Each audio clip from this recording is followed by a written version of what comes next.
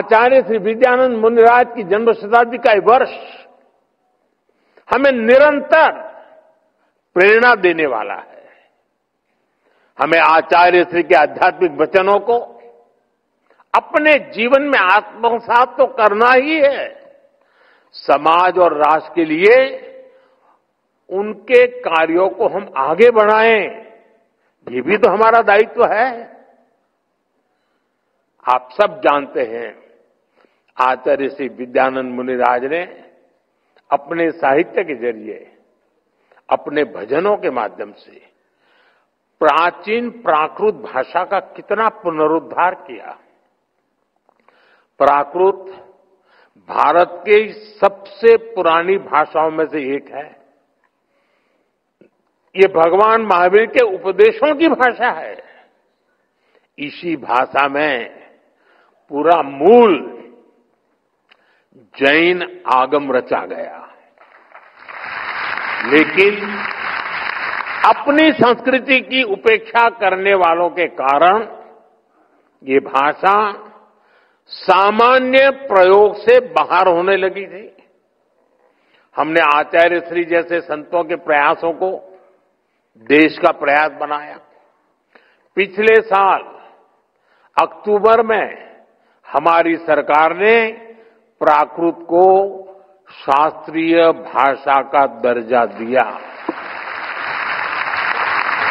और अभी पूज्य आचार्य जी ने उसका जिक्र भी किया। हम भारत की प्राचीन पांडुलिपियों को डिजिटाइज करने का अभियान भी चला रहे हैं।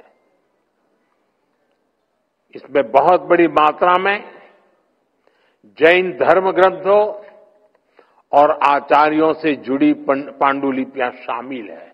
और अभी जैसा आपने कहा, 50,000 से ज्यादा पांडुलिपियों के विषय में हमारे सचिव महोदय यहां बैठे हैं, वो आपके पीछे पड़ जाएंगे।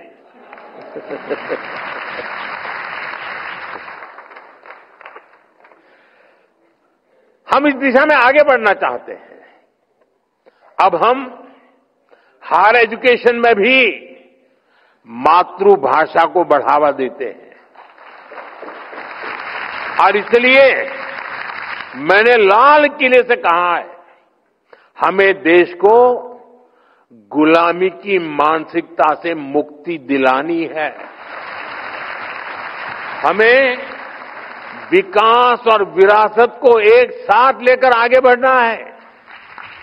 इसी संकल्प को केंद्र में रखकर हम भारत के सांस्कृतिक स्थलों का, तीर्थ स्थानों का भी विकास कर रहे हैं। 2024 में हमारी सरकार ने भगवान महावीर के 2550वें निर्वाण महोत्सव का व्यापक स्तर पर आयोजन किया था। इस आयोजन में आचार्य श्री विद्यानंद मुनि जी की प्रेरणा शामिल थी। इसमें आचार्य श्री प्रज्ञ सागर जी जैसे संतों का आशीर्वाद शामिल था। आने वाले समय में हमें अपनी सांस्कृतिक धरोहर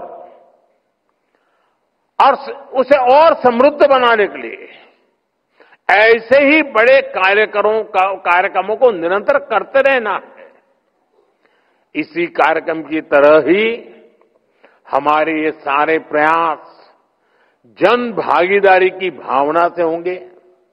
सबका साथ, सबका विकास, सबका प्रयास, इस मंत्र से होंगे।